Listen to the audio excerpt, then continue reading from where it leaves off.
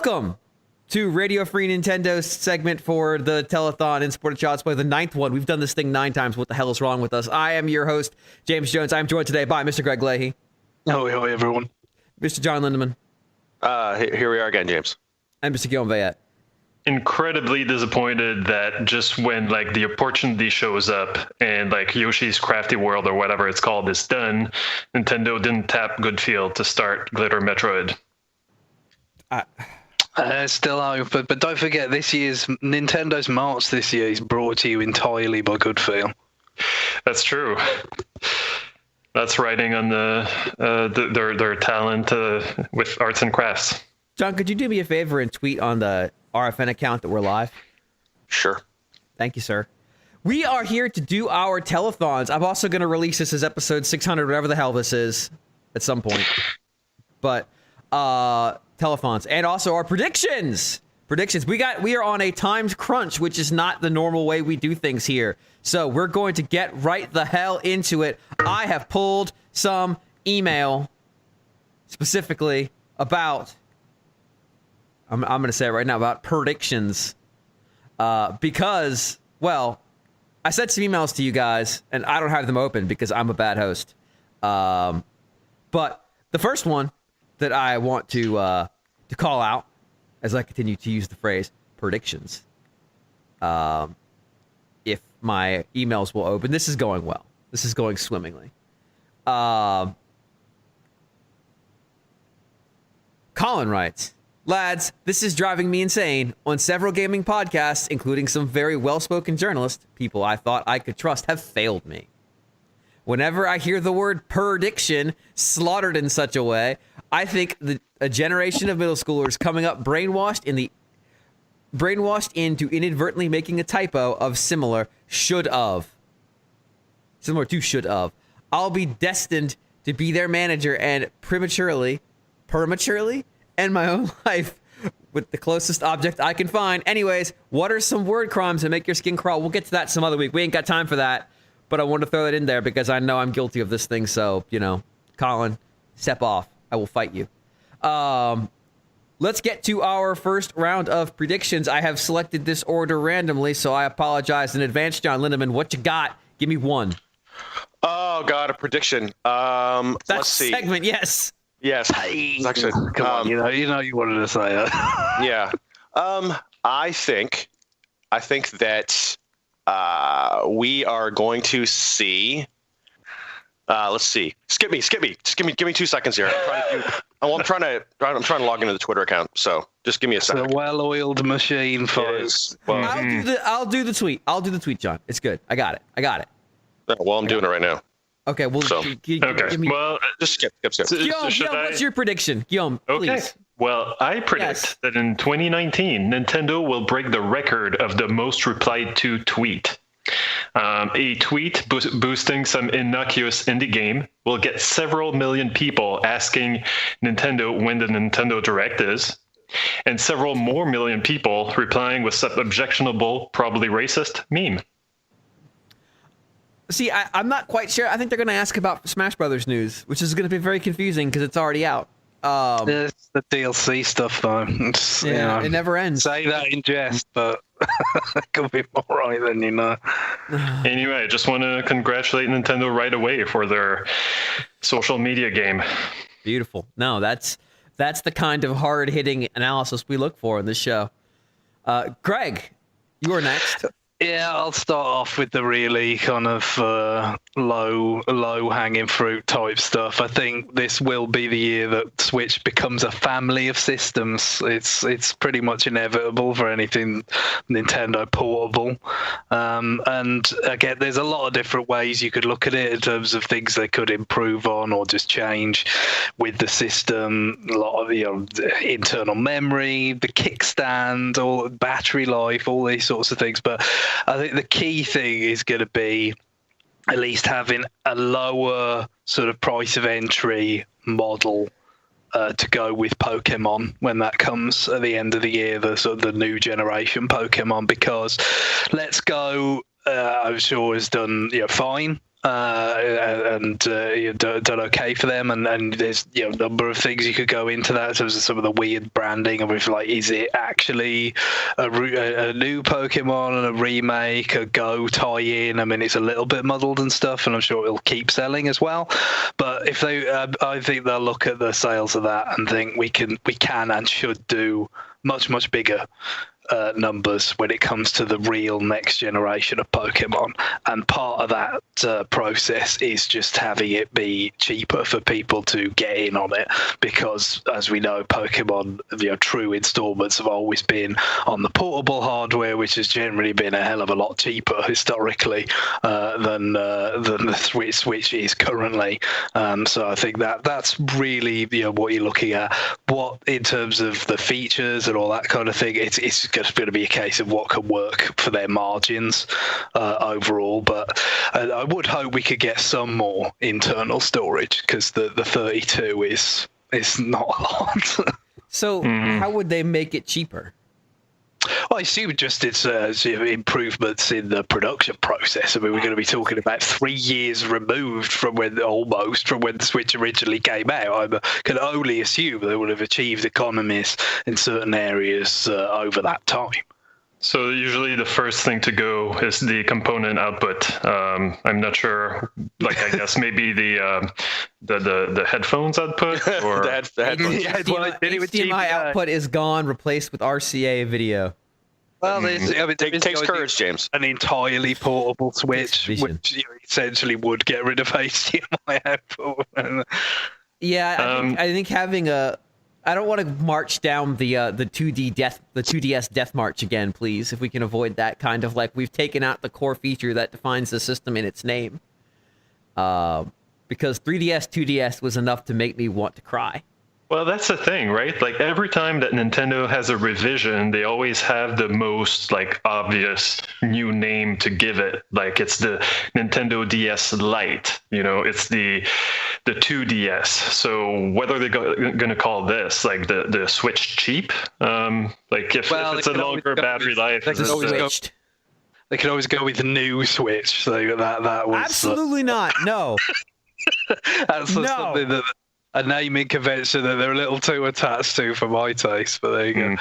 I mean, it goes back to what I talked about, God, was it like 3 years ago now when they first showed the stupid thing? And it was like, well, I guess they could just bolt the Joy-Cons on directly, and then you'd be able to buy them separately. Then they could still sell you that crap separate. Because then there's only the wireless hardware in there for one set of things, not the Joy-Cons and the Switch. And they could also get you coming and going by selling you a dock separately, Joy-Con separately, stuff to nickel and dime you in the future if you just really want to play portably now. Yeah, and get in for Pokemon if that's because the sales, their sales target for this year was ambitious, and the huge sort of bump associated with the Christmas, which is always what happens, but seems like it was particularly large. This is they might actually get somewhere in line with that. If they're going to be similarly ambitious for the next fiscal year, then you've got to start getting people, for whom the Switch to this point has been a bit rich, and certainly Pokemon is the kind of draw to go with that. So I think it's a good match and a good way to expand what has already been, to be fair, a very, very good pace that they've been selling Switches at. But if you want to keep it going, you've got to keep expanding. All right. I will go next. Johnny, you ready to go when I come back around to you? Yeah. Cool. All right. Mario Kart mobile device. What is it? Mario Kart Tour, whatever they're calling it. Mario Kart for mobile phones will continue to be the next mobile game that Nintendo is going to show, right up until the point where they have shown another mobile game, and it will always perpetually be the next mobile game through their duration of 2019. As we have seen, it has been the next one up multiple times, only to be surpassed by some other game. I don't think this trend continues, because I think they're looking at what Mario Kart 8 is doing right now, on pace to being the best-selling Mario Kart ever, and thinking, do we really need a mobile game to go with this one? We're doing okay right now. Because that game is selling like it's going to cure diseases. And yet, here we are, this re-release of a game that felt the need to give us Pink Gold Peach just keeps trucking.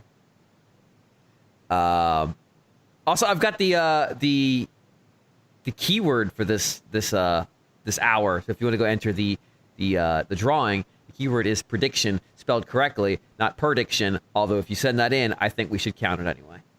I liked Tom Hanks in Road to Perdition myself. So I think we're gonna get another mobile game in the vein of your Fire Emblems, because that's the one that's been just absolutely turning money. And I think we're gonna get a mobile game, maybe not this year, but pretty soon thereafter, sort of in the vein of a more meaty game like Dragalia Lost, which seems to have been fairly successful for them despite only launching in a couple regions. But I do think, and I think you've seen it, that this conversation around their mobile stuff has kind of faded off as the Switch has continued to ascend. Sure. I mean, they've still got ambitions to grow the mobile revenue stream. I guess Sure. the only thing, I haven't really interacted with their mobile games or mobile gaming in general, so I'm a very poor person to weigh in on this. All I will say is when Mario Kart does arrive on mobile, it won't have the Super Mario Run pricing model. That's about, I think we can rule that out. Because, you look at how piddling that is in terms of revenue compared to, especially Fire Emblem. When you think of the power of the Mario brand, it's just, they tried it. It's not lucrative now. I mean, unless they can sell us 8 distinct images of a busty Peach to go with your Mario Kart, they're just not going to be able to pull off the Fire Emblem model. But, thank God. Thank fucking God. Because that's the fuel that funds the Fire Emblem engine. Oh, it's a nightmare. It's a nightmare out there, guys. But yeah, look forward to that. Look forward to just this. And to be fair, it may not be, its primary purpose may not be just like ruthless maximization of revenue. It might be an element of kind of broadening out, the property to people who haven't interacted with it before or whatever. But because you wouldn't want to do anything in terms of the practices or anything. You wouldn't want to do anything to kind of tarnish the brand, as you kind of alluded to, when it's going so well, with the traditional packaged product. Yeah, I mean, there's no reason for them to worry about expanding the brand in Mario Kart 8 because apparently every human being owns it. So it continues to sell. It's not just a matter of it sells well, it's that it continues to sell in spite of literally everything else. It's a catalog title. That's the thing is, they usually haven't had Mario Kart as that kind of catalog title this early, in a console's life cycle. So it's got that head start on some of the other ones. Yeah. All right, John. All right. I think that the online service will get Super NES games this year. This has kind of been hinted at. There's been some data mining that has revealed effectively the list that's in the classic SNES. But I think they'll definitely get added. It seems like the next logical step for the service, and I think people are kind of expecting it. And I mean, Nintendo themselves have said that this is pretty much how people are going to. This is how they anticipate people to get to that sort of legacy content from now on. What I'd be curious to see is actually how much money they're making off of that online service, because it's still very much in the early days. So I think if they do add Super NES, which Super NES games, which I think they will, I think that will indicate the health of the service overall. Yeah, I think there's need to give us something to consistently get us interested. I mean, you and I were both doing all of the stuff that came on the NES games, and we fell off pretty hard. Yeah. I mean, some of that was time, but some of that too is, these are games that we've seen before. Right. So even the SP versions of it are kind of like, okay, that's cool. I mean, they're kind of nice one-offs.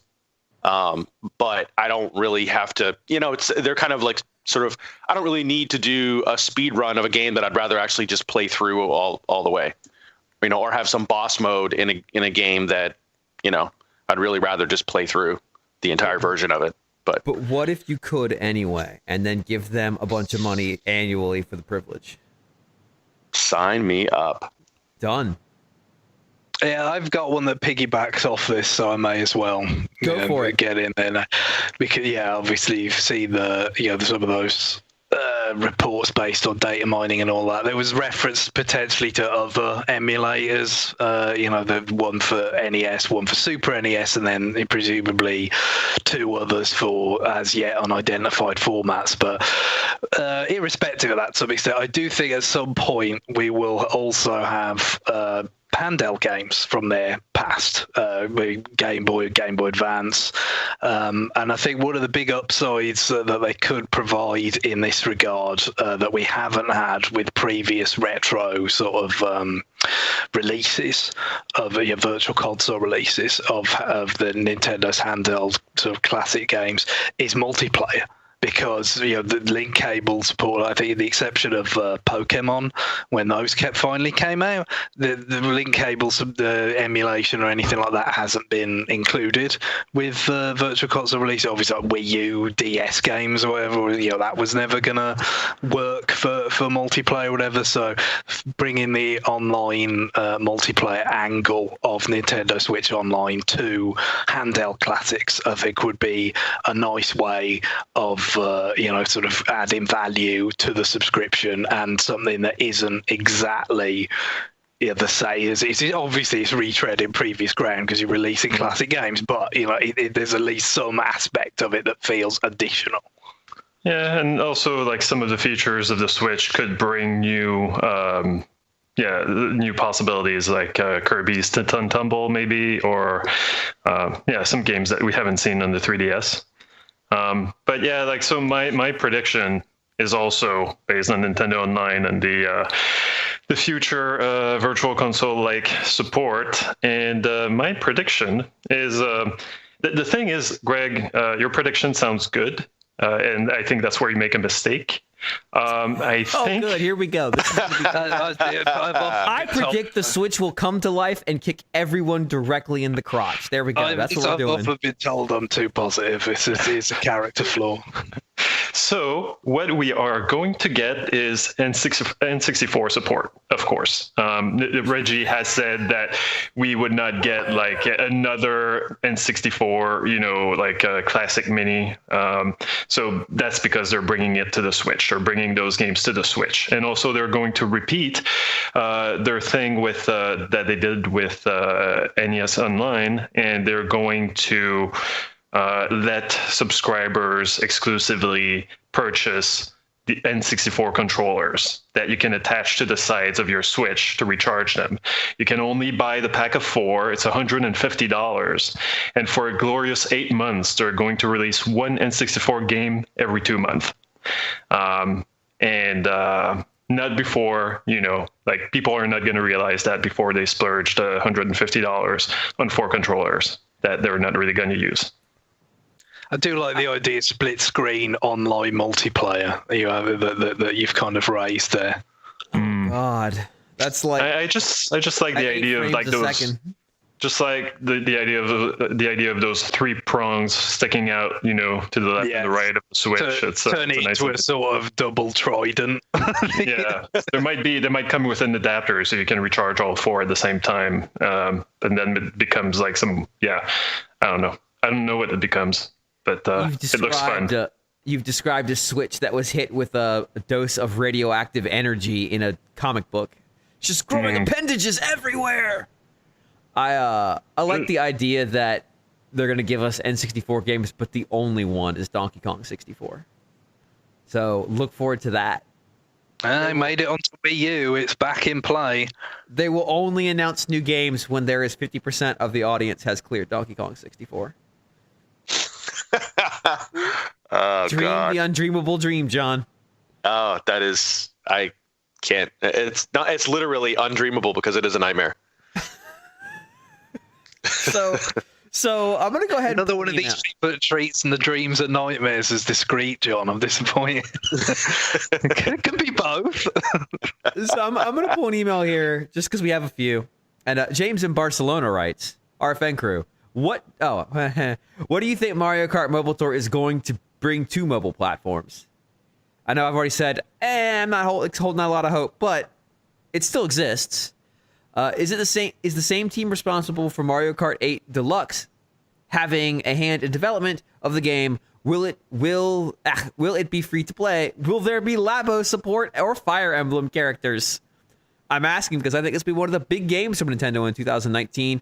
At this point, there's an absence of hype, so please provide some insights and predictions.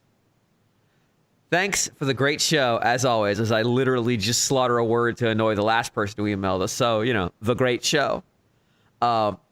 Besides what I said that I don't think this game's coming out this year, or if it does, it's going to come out after some other stuff.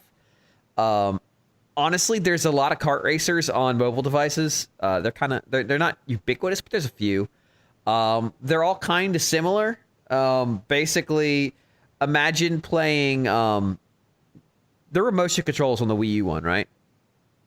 Yeah, sure. Yeah, so imagine playing that where the phone is your basically your steering wheel, and think of how awful that is. Congratulations. Here we are. That's how a lot of mobile racing games work, though. No? Yeah, I know, but that means your entire world is moving as you turn your hands. Well, presumably they would adjust the angle of the. They do. Yeah, but I don't anticipate this being particularly aggressive monetization. As I alluded to, there's not going to be a bunch of Camillas that they can sell you, just because there isn't an equivalent in Mario Kart yet. Thank God. Yeah, I mean, maybe costumes for your characters, or silly things for your cart. I don't know. I don't really know how long they could go. Maybe some dabbing, some flossing. Guillaume, I need you to floss right now. Yeah, it's exactly. I'm picturing Guillaume doing both of those things right now. It's pretty great. A smooth transition from a floss into a dab. I don't know how that works, but even sure. better. The thing is, though, there might be Nintendo. I feel kind of missed the boat on sitting down at a cart.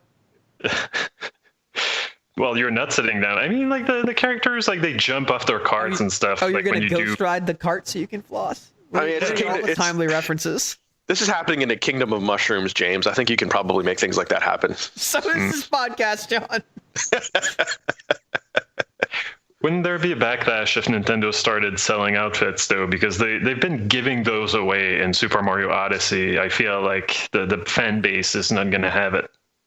Yeah, but this is a mobile game. They're not charging for the game. The question is, will they get sued by Alfonso Ribeiro? That is the big question. We can only hope. Are you insinuating we're going to have to see Piranha Plant step out of a cart and dance the Carlton?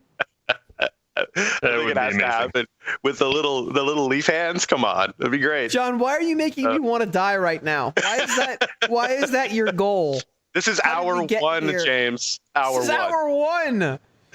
John, you and I have a segment at 1 in the goddamn morning. Yeah, well, you do. That's your 1 in the morning. I'll be yeah. No, we're gonna roll it back and play it again at 1 in the morning your time. We're gonna do it twice. Jesus. All right. I can't remember who's. I guess it's my turn again now.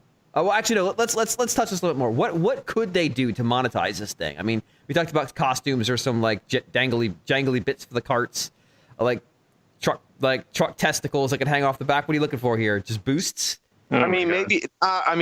Do you think they would go as far as to sell maybe mirror tracks? So in the base game, you get all the normal tracks, but then if you want some of the weirder tracks, maybe they sell those, or maybe in 3-packs or something like that. I mean, they could, but then who would you race against? True. It's got to be online, right? Thing is, you can only make people pay once for new tracks, and that's not really the mobile model. Yeah. I don't know. I don't want it, whatever it is. I don't want it. Great. That's a good start. I just literally, hey, what it is, I don't want it. Yeah. I don't know. It's tough beyond the obvious stuff. Vanity carts from Carmine. Yeah. GX wants to know, a trend in the last few years has been 3rd or 4th tier Mario characters getting to take part in spin-off games. Chain Chomp and Aces, Goomba at Mario Party 9, Spike in all games. He's like a 9th tier character.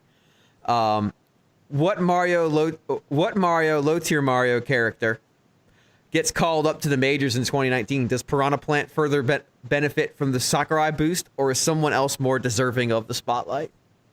This could be the year of the Piranha Plant. Said no one ever in the history of anything. Congratulations on coining a new phrase, John. It's about time Charging Chuck was able to give his feet a rest and drive around. Charging Chuck cart? Yeah. It's like, they could just give you the base Mario characters and then let you raffle for better ones for money. Better ones meaning worse ones, usually. Like Piranha. Yeah, but I mean, Charging Chuck is probably a more popular enemy than Spike, so they've given lesser enemies their spot. Yeah, well, it's the problem with that sort of question when the bottom of the barrel has already been shattered, isn't it? I mean, they're inventing new bad enemies to put them in games of the future. You can't tell me Spike was designed by someone who thought they did a good job. I did it. Look what I did. I put a little thorn on the back of one of these things. It's a new enemy. I'm the greatest. Someone went home to their families proud of themselves for Spike. That's what I'm saying. I like that. Someone went home to their families proud of themselves. I'm going to apply that to a lot of things. I'm going to apply that to several RFN episodes going forward. You can apply that to every RFN episode. So a spin-off game from a minor character. I think it's going to be the Hammer Brothers. They're going to have a spin-off co-op looter shooter. I think that's what that's going to be, where they're throwing hammers at things. Open world, of course. Open world. Is that your prediction, or are you just talking about what game could get a boost? Are you answering GX's question? Yes. Yes. Oh, good. So your prediction is an open world Hammer Brothers loot shooter. Yep. John, have you been drinking? Yeah, a little bit. Okay. A little bit. Okay. It's early in the morning. You just got to get up. You got to wake up. What it is? You got to wake up. One for the liver, one for the brain. Is that what we're at right now? Yep. One for you, two for me. Oh, good. No, that's a good start. So I have an actual prediction that's not just like, what if we make a Trash Fire episode? We talk about what they're going to show at E3, and every year we're wrong. We just are. It is what it is. Unless they come out like before we have the episode and say like, hey, we're going to talk about insert game here. That's all we're going to talk about. So don't come here expecting us to talk about a lot of other stuff. They backed off that quite a bit last year. But they went into it pretty hard. I mean, even Smash was still prominent, but it wasn't like the booth is the Mario Odyssey booth. That is what is here. Do not look for other stuff. No, they had Pokemon as well, and that's going to be the same this year, presumably. Right. Pokemon's never going to be the kind of game you would think that they just like exclusively give their E3 presents to, because it's always got its own thing going on in terms of how it's publicized, with all the various stakeholders involved. So it's got a weekly TV show in Japan, like a talk show. Yes, with the mascots and all that. But I mean, the point is that's going to have a significant presence at their E3, but it wouldn't monopolize it. So there's got to be at least one other thing that's going to stand alongside it, if not multiple. And so then you have the question of, okay, well, is it Animal Crossing? Well, that seems like the least E3 game imaginable. It is. Animal Crossing, of course, was part of the 2008 presentation that went over so well. I mean, I know most people sort of remember Wii Music from that, as being the culprit for some of the negative reaction, but Animal Crossing certainly wasn't capable of diffusing that, as a sort of antidote or anything. So, yeah, I mean, but it will feature. I can only imagine.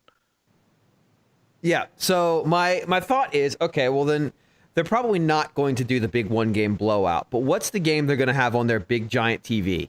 Because it's not going to be. Could you imagine Animal Crossing on a big dumb TV, like a 40-foot wide screen? Like, what's that? There is a certain degree of like, well, this is just a useless waste of everyone's time.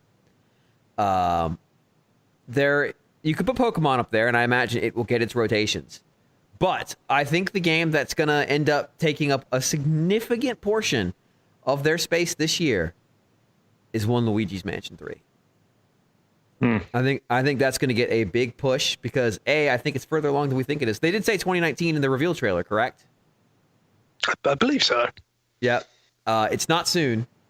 But if you think about what could be in their holiday slot, that'd be a pretty cool candidate. It'd be a fun single player game. If it looks, I said it did well. Yeah, Dark Moon did well on 3DS. So very well. I think compared to like maybe some perceptions, they might have bigger commercial ambitions for it than some people would anticipate. Yeah, I think the fact that they're I mean, you have this like 3-part push where they revealed Luigi's Mansion for 3DS. They showed Luigi's Mansion 3, and then they used like that to cross promote the Luigi Mansion Luigi in Smash. It's like, okay, we've got this, and before that they had used Luigi's Mansion to promote Castlevania in Smash. Like, they're actually sort of like fairly involved in this at this point. So I think what you'll see is a big portion of their booth that's Pokemon, obviously, but because, as you said, it's a split responsibilities thing, they tend to do big reveals for that in Japan, because Pokemon is the fourth branch of government there. They're not going to put Animal Crossing on a giant screen the size of a wall because that would look silly. So what else are they going to rotate in there? Well, Luigi's Mansion is historically a very good-looking franchise for its platform. I mean, it's visually appealing. And so you could make big, giant displays of it. I don't think there's a big, huge game waiting in the wings we don't know about, but I think with those three, especially if they all kind of land in the holiday proximity, they're probably okay. Like, if you think Luigi's Mansion lands in November, Pokemon usually lands wherever the hell it wants. And then Animal Crossing lands, sometime between November and the holidays. Like, they're probably in pretty good shape in terms of their big-ish games. So I just played through the remake on 3DS of Luigi's Mansion. And it gets old pretty quick. It's pretty repetitive. And so I can't really sit through it like in one go because it's just like, okay, shake stuff, find the boo, get rid of it. And then like, it's just, it's wash and repeat. It keeps the same structure over and over again. Sure. And I remember kind of getting a little bit tired of Dark Moon by the end. So what could they do with Luigi's Mansion 3 to make it stand out? I think obviously one of the first, like, this is going to be built for co-op, right? Like they already online co-op. Well, probably also, they'll probably push the tabletop co-op. Yeah. But I mean, like, they added co-op to the 3DS game. I haven't been able to play that because it's only, you need 2 cartridges. It seems like it was a pretty poor fit because it's tanking the frame rate and you got to have 2 copies of the game. And how many people are actually going to use or enjoy that feature?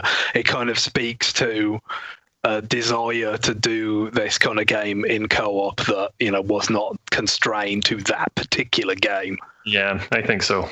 Oh shit, boys! So we just hit our $4,000 goal. Woo! Oh well, there you go.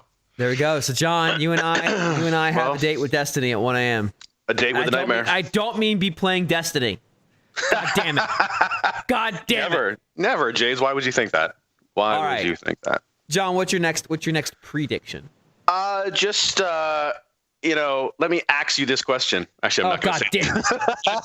God damn it, John. It is too early for this bullshit. I haven't got any more quotes from Casino because they could be a bit bloke. I was thinking, just talking about E3, I think that one of the things I'm wondering is, what's going on with Zelda, right? So I think there's been rumors. Aonuma has said that maybe the next Zelda game is going to be on Switch. I think it will. I think it'll use the Breath of the Wild engine. And I think that it will be announced at E3 this year. What do you think it will be? No playability stuff, but like nothing. Yeah, no video. I think the Metroid Prime 4 logo debacle should have taught them to stay in their lane when it comes to announcing things. Officially, that logo is still useful. It is. The thing is, regarding that, I mean, I was so mad. I had a prediction like it's not coming until 2020 at least, and then it's like, oh, thanks Nintendo, literally the day before, you assholes. Exactly. But yeah, I mean, the thing is with Zelda, they do have the engine to work with. So, I mean, I think they can do it with a bit. Oh, they do. I just think, look, their natural inclination is to wait until stuff is pretty close at hand, unless there's some sort of perceived commercial imperative. Like that memorable Wii U Direct where it was like, stuff's coming on it. Yeah.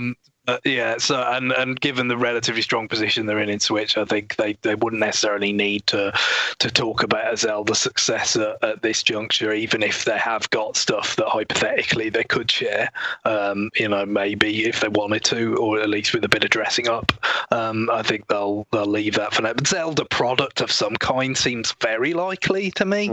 But I mean, they've talked about Skyward Sword getting a port, or there's always like the multiplayer strand of Zelda, right. That they've kind of like one of those sorts of things. I think could certainly be a complementary game in the or sort of second. Dropped in the Breath of the Wild world and have to find each other. Four Swords Adventure style gameplay. Maybe Link as a playable character in Metroid Prime 4. Think about it. Yeah, about it. Bring it all together. I look why don't you just go ahead and say, and Star Fox and F-Zero were there too? I look playing the next Zelda game before Prime 4, certainly. You might be playing the next 2 Zelda games before. Yeah, especially if you take a wider definition of Zelda game, to like multiplayer spin-offs or whatever. That's probably true. Yeah. I mean, Prime 4 has been rebooted as a. What was that? I mean, Prime 4 is not coming out until like 2022, I would say. So Metroid Prime 4 has been rebooted as an F-Zero game. There. We were all thinking it. It's been rebooted as an F-Zero game starring Star Fox. I've got another one that sort of piggybacks off what John was saying. I think the thing about the poor decision about going for the reaction with the 4 logo. Along, and admittedly, it was because they didn't just do it out of nothing. It was this. I'm sure somebody, probably at Nintendo of America, convinced people it's like, okay, we're doing Samus Returns, but there's going to be sort of blowback of like, why isn't this on Switch? Where's Metroid of any description, or Metroid Prime on Switch? So let's do the logo thing alongside it.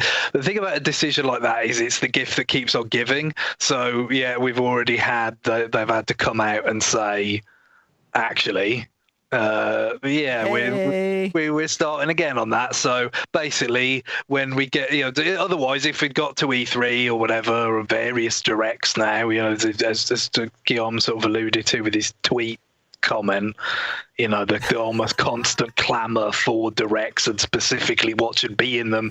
If they hadn't come out and been upfront and said, we're starting it over, it's going to be years away. So they basically say, don't ask about it. Hold on, let me see if people asked about it. Give me one second. They would have had an entire year cycle of directs and E3s of like, where's Metroid Prime 4? Where's Metroid Prime 4? So they had they to already have had an entire year of that.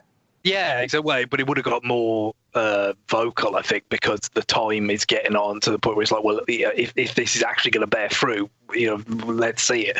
I think they've done the right thing there. But I think it does also kind of create an incentive to like throw the Metroid fan base bones at E3 that they might not otherwise do. So first of all, too. That would not be under the description of a bone given out as receipt. I've said it many times. Well, I like the game. No, there's many ways to describe getting a bone. That. Yeah. It's a completely different word you're thinking of, James. It's like a whole extra letter.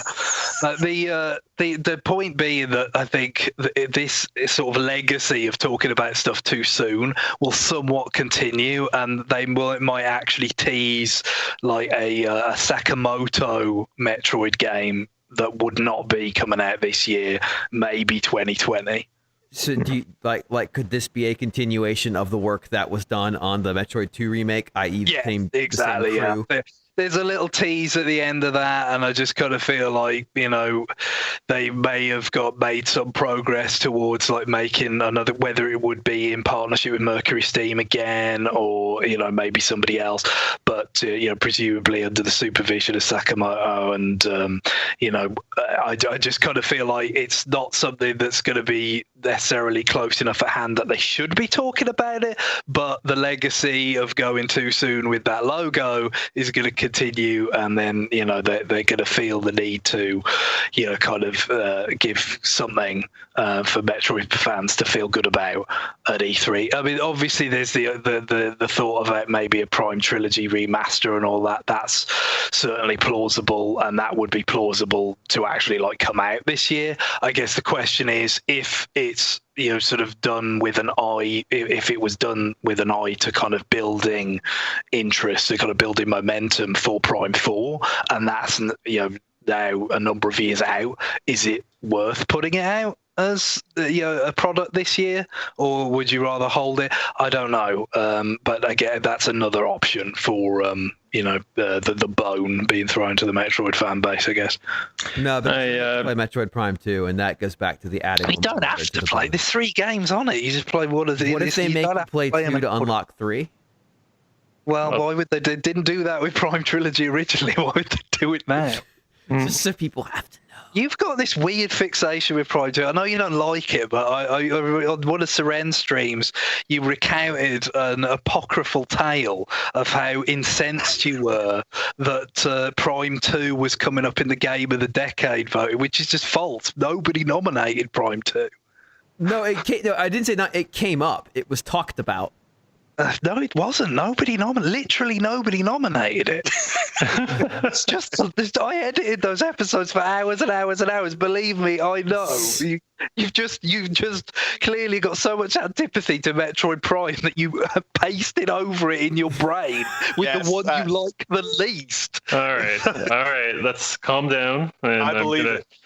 Let's move on to my prediction. Thank you, John. I want to piggyback Greg's piggybacking off John with like the whole like Metroid Prime 4 being announced with a logo thing, and also like back in the day when Skyward Sword was announced, like the only thing shown was this poster of like Link with a sword or something, and like it was a poster that we weren't allowed to even like take pictures of. Right, and then Shigeru Miyamoto was just like. Look at the sword, and like there's a clue and something like launching a whole like months of speculation or whatever. I say that at E3 this year, someone will come upon Shigeru Miyamoto eating lunch and is going to ask him about Pikmin 4. And ask him about Pikmin 4. And Shigeru, off the cuff, will just say, like, actually, I do have something to show about Pikmin 4. And he's going to hold up his plastic container containing a salad, and he's going to point at it, launching months and months of speculation about the state of Pikmin 4 and what does the salad mean. What does that even mean, Gil?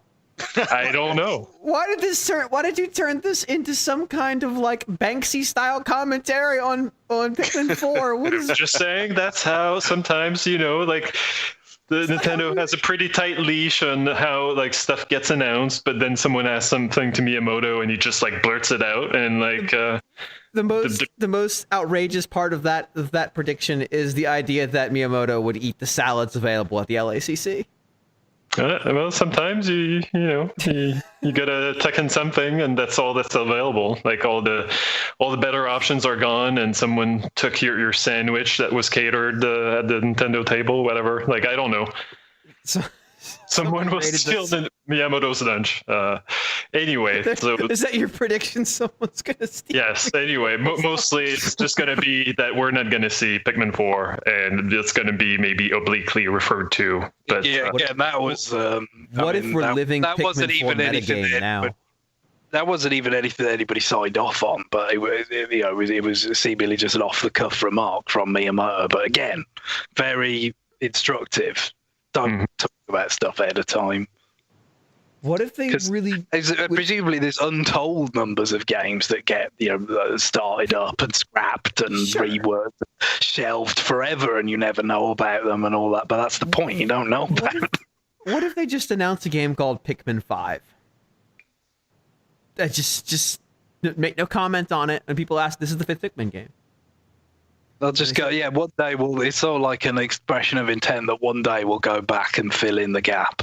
But then we get to have this beautiful debate of, wait, was he always talking about Hey Pikmin? Like, was this a setup? Like, was he translated wrong? Was this always about Hey Pikmin?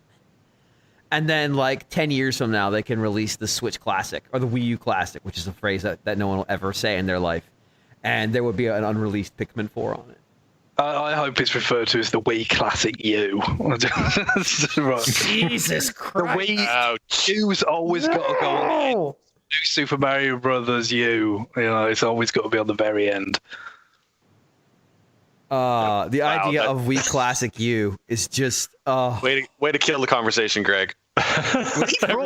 Me. Done. I'm in pain. All right, who's got one? I got one. All right. This is more of a wish than anything else. Oh yeah. I was going to say wish as opposed to as opposed to our serious predictions. Salad commentary. As opposed to Glitter Metroid, right? As opposed to my fan fiction. Yeah. Also, that's actually the most accurate description. Yes. Yeah. If Guillaume's predictions were wishes, he's got a sort of disturbingly kind of affectionate stance towards dystopia. I don't know if it's right. All right, go. Just I think that the voice chat. I think that the voice chat app will be retired, and that Fortnite style, in other words, working normal voice chat, will be patched into all games that use a voice chat app. That would be nice. Yeah, that's not going to happen. It's not going to happen, but God damn it! I wish it would. And people say we're jaded. Done, clearly. People say we're jaded. All right. I have. Do you want to do the last? Here, we'll do this one since one of them's already out. Carmine says in the chat, sorry, that it's the last call for our one giveaway. So is that our is it predictions? Yeah, predictions is the word. Okay. So we were asked by David what we thought the reaction to No More Heroes, Travis Strikes Again, No More Heroes, and Daemon X Machina would be. We already know how No More Heroes, whatever went because it's already out. Daemon X Machina, do we think it will be good?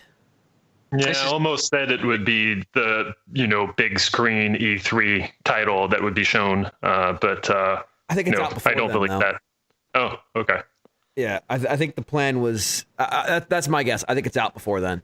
That Fire Emblem Three Houses was the same place. Like I think it's supposed to be out before then, but if it's not, then obviously that could eat up some big boost space. It could be one of those ones that recently they seem to be quite happy to release games right around E3 and still have them some presence at the show. So yeah, that and Fire Emblem seem like sort of candidates to be in that kind of slot potentially. Yeah. So well, we'll see. I have pinged to see if they actually show up. Johnny, answer the phone. Johnny wanted me to bring him in because he has a prediction. Can I just start changing different vowels like podictions? A prediction. But he's not answering the phone, so that's cool. Three Houses is this weird thing where they showed it once, and then they kind of showed it again, and then it's basically been not much else at all, like total radio silence. Which you would think, given the place that franchise is, might be more conversational. He didn't answer the phone. He says he doesn't see the call. Let me try again. I'm going to make this work. Saran, I will invite you when I'm good and ready, damn it. Does he know it's on Skype? Hey, guys. Think I'm in? There we go. Sorry, but Skype, as usual, is completely different since the last time I used it. Well, it's different and worse. That's the Skype. That's Skype's brand name. Different and worse. By very tiny steps, it gets worse and worse. But hey, what's up, guys? per the E3 discussion you were just having, I just want to put it out there that E3 tries to stick to a policy, or Nintendo at E3 tries to stick to a policy of only showing games that they expect to be released before the next E3. And usually if they break that rule, they'll tell you. Right. So Yep. this point it does happen. Like, obviously they showed Yoshi's Crafted World, as it's now called, at one E3, and they didn't even bother showing it at the next one. So there's exceptions, but that game might have Switch systems or something, for all we know. It might have been Metroid Prime Forward, for all we know.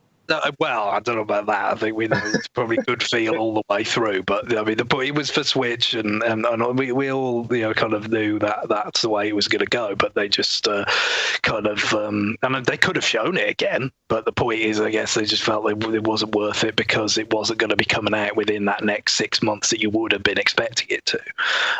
But yeah, I would imagine that's just because it's did slip a bit beyond exactly where they wanted it, and then they've just held it over for this sort of closing out the fiscal year sort of window that they're putting it in. Which is why they haven't shown the well-known Star Fox Party game that we all know is coming, because we will never get the Star Fox game we want. Sorry. It's never going to happen. So instead, we're going to get Star Fox Racing, Star Fox Party. Oh, it's going to be Star Fox Party Command, wouldn't it be? Yes, the Party Commander. Star Fox Rhythm and Dancing. We have Starlink, and that's pretty close. In some ways, it might be. I've been messing with Starlink. It might be the best Star Fox game in a very long time. No kidding. I don't know. John Reardon might fight me on that. Sadly low bar, though. Well, maybe so, but yeah, it is. It seems pretty good. But hey, can I throw in a prediction before the segment wraps up? Absolutely. I feel like you guys need to be more ambitious. You need to set your sights higher. I mean, 2019, Nintendo's riding high. They're going to make big moves because they can. And I think they are starting to get a little jealous of Sony's command of the of the VR state world. And I think with things like Astrobot coming out, they're looking at that saying, hey, that is aping our stuff, but it is doing some cool things that we just aren't able to do with our technology. And we know Nintendo's been looking into VR for a while and thinking about it. And they said, we'll join, we'll do it when it makes sense for us. With Switch blowing up like this, I was just thinking about the Wii U. We talked about it, earlier in the hour, but the Wii U's got that video streaming technology, and it would make sense to me if Nintendo was going to do VR to make, they would want it to be something portable, very lightweight, rugged, something that potentially kids could use, something really simple. And so it could be like a really lightweight pair of glasses where the display is being projected from your Switch. And so it would be VR that runs off the Switch. They are very proud of that streaming technology. I wouldn't be surprised to see it. It's complicated when it works. I'm just going to say it's a Nintendo-like solution to virtual reality, and it leverages, the things that they do and the things that are working for them. So I was kind of surprised when you said Switch and not Wii U. I thought that you were finding a new purpose for the unsold. All those Wii U's they called back from retailers are being chopped up and remade into VR kits. Yeah, they always just the gamepads. Just the gamepads. Just the gamepads. Oh, okay. The gamepad doesn't do anything. It's just a receiver. It can be actually, your old gamepads could be used as a controller for this new VR experience. Oh, good. That's the life I want to live. Holding a Wii U gamepad in 2020. But you have to get a USB Wii U gamepad adapter for your Switch. Oh, okay. Yeah. Obviously. I mean, that's just reason. That's the only way you're going to be able to play Super Smash Brothers for Wii U. The way God intended with a 3DS and an app. I keep up. Anyway, to get back to the point, the launch title, I think, for the Switch VR experience is obviously a fully immersive remake of Donkey Kong 64, America's favorite game. And I call it just America's game. Oh. Yeah. That's like, for people who've never John, we will watched kick NFL you out.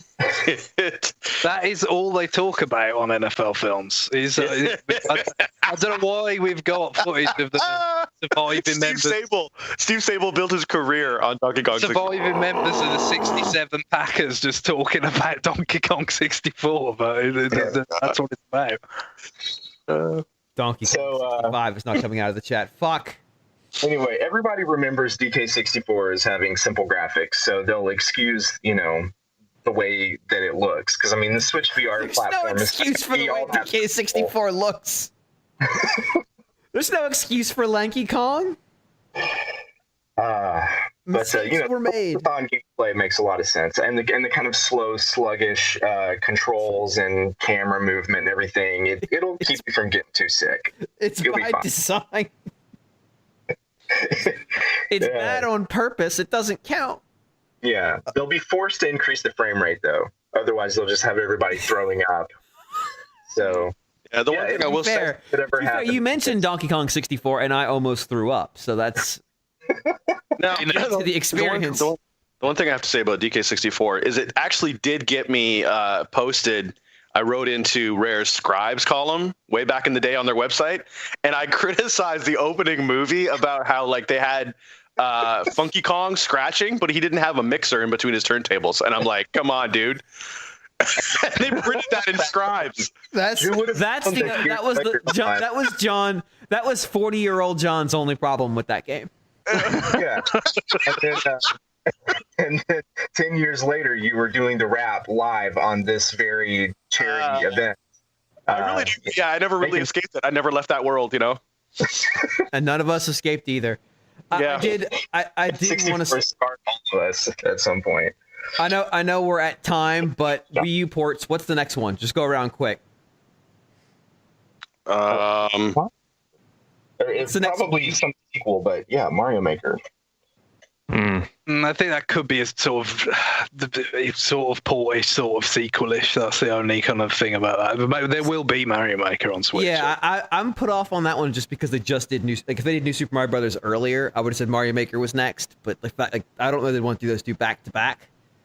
I would welcome 3D World. I still prefer it over Odyssey. All right. And Land. They should do it as a combo pack. Yeah, that'd be nice. Yeah, have all the levels folded in. And they could for the 3D Land, stuff maybe. I would go Tokyo Mirage Sessions in terms of something that could use with another shot, because I think it could do much better than the bad hand it was dealt on Wii U. But I guess we have actually got SMT5 coming this year, presumably. There you go. So maybe. I don't know how it fits. Maybe that's also just the logo.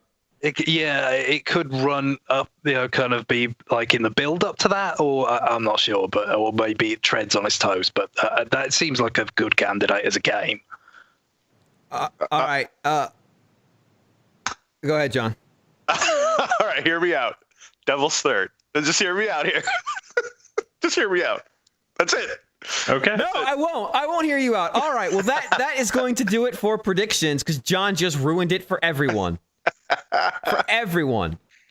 And I am about to jump on another hour of this show with Seren, who I will have on in, I don't know. Let's see. 10 seconds? Uh-oh. Yeah, well, it is what it is. Here we go. And I'll be back at, I think, 3 Eastern for Radio Trivia, and then at 6 Eastern 9 Eastern for Talk Nintendo, and then at 10 Eastern for Dr. DQ, and then probably Shenanigans if I can still keep my eyes open. Oh, no, you need to be there for the post. We put an episode after Shenanigans for some reason, so Oh boy, yeah. Oh wow, but I'll be in listening mode for that. I am not touching your late night nightmare with a 10-foot pole. Okay, so I'm gonna go make some coffee and get my voice ready for later in the day. But thanks for having me on, guys. All right, gents. We will have this episode live in the RFN feed later for those of you who missed parts of it. Gentlemen, I'll catch up with y'all in a bit.